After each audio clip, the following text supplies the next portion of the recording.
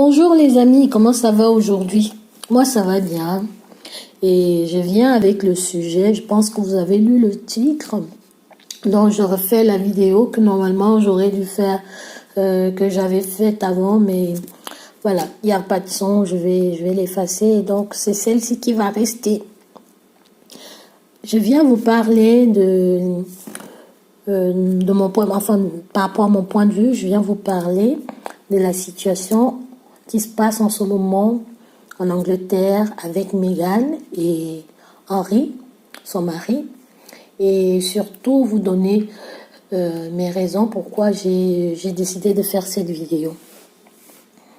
Il faut savoir que pour planter le décor, Meghan et Henry ont décidé de ne plus être au premier plan par rapport à la famille royale, qu'ils vont essayer d'être un peu moins dans le devant de la scène.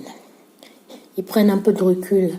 Donc, et si vous n'avez pas suivi la polémique, je vais sûrement vous mettre quelques liens en dessous de la vidéo. Vous pouvez cliquer et aller regarder mes sources. Voilà.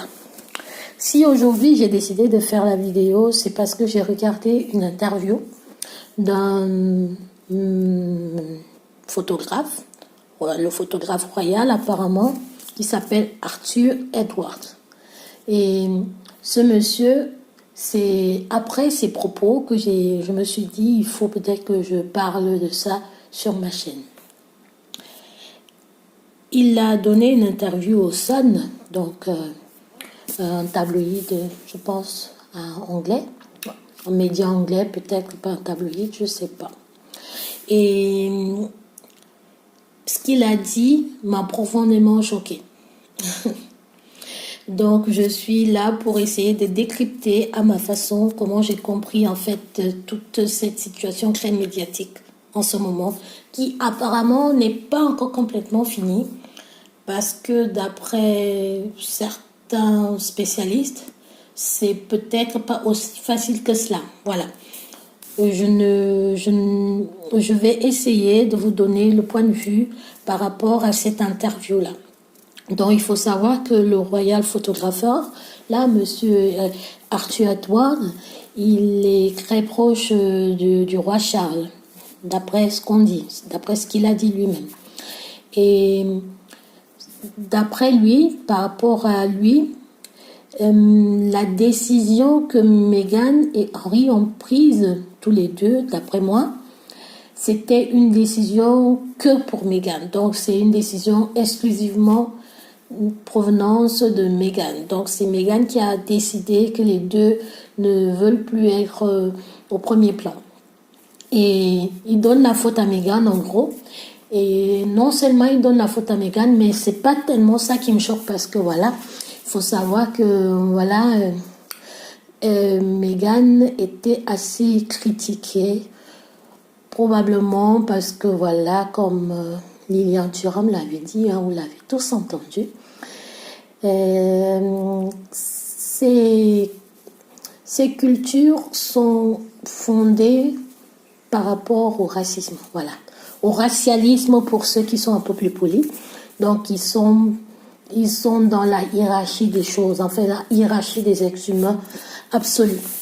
Donc je me dis, c'est quand même difficile pour des gens qui sont dans cette mouvance-là, donc mouvance racialiste, d'accepter quelque part une duchesse, pardon, qui aurait du sang africain, enfin d'une femme nord-américaine, probablement, je ne sais pas, mais moi je soupçonne que ce soit le cas.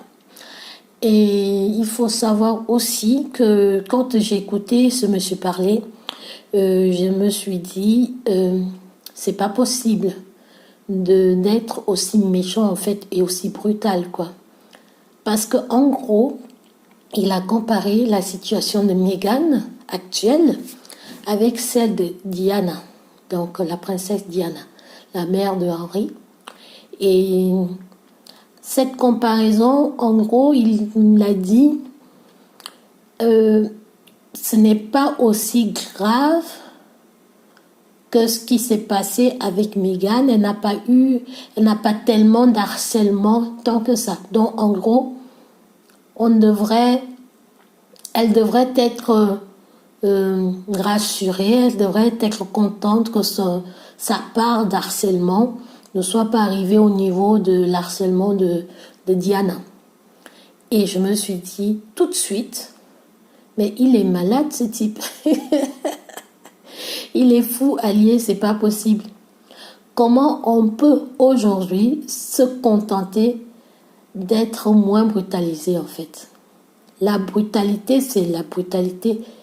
Il n'y a pas de, comment dire, il n'y a pas une échelle en fait. On ne peut pas comparer ce genre de choses. C'est brutal de dire ça.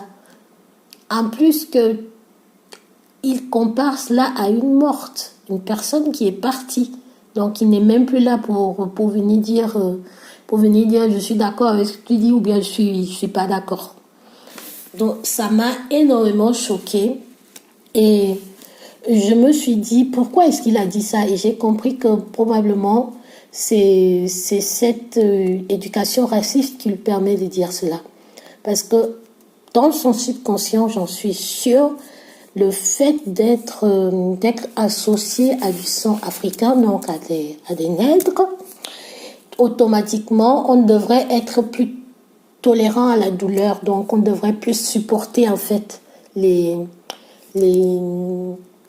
comment dire, les attaques, tout simplement.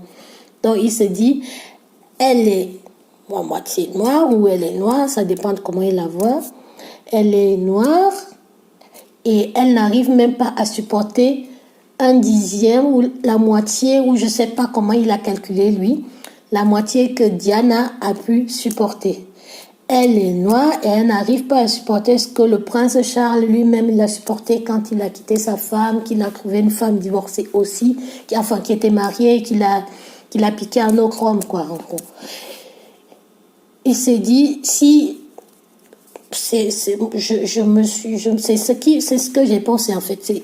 Il s'est sûrement dit, si eux, ils ont été capables de passer par toute cette brutalité-là, toutes ces attaques, elle, en quelques temps, seulement juste quelques années, à peine, même pas encore 2 ans de mariage, elle dit déjà qu'elle en a marre. Mais depuis quand c'est écrit quelque part que quand tu décides d'être un membre de la famille royale, tu dois t'attendre à ce que tu sois maltraité. Tu dois supporter cela. C'était écrit où? En plus, ce n'est même pas parce que pour Meghan, ce n'est même pas juste la maltraitance, tu vois, ordinaire. Pour elle, c'est vraiment vicieux, quoi. C'est un vice. C'est très sournois.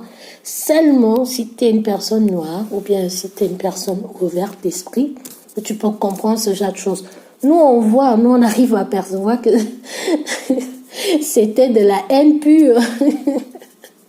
C'était même pas un tout petit peu camouflé, c'était même pas un tout petit peu en fait semblant. Et je pense que si lui, qui est soi-disant une personne des médias, donc un photographe, en plus de la famille royale, se permet de demander à une duchesse de supporter la maltraitance.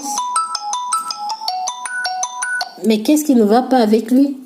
Qu'est-ce qui ne va pas avec lui? Il est malade. Il est fou, c'est pas possible.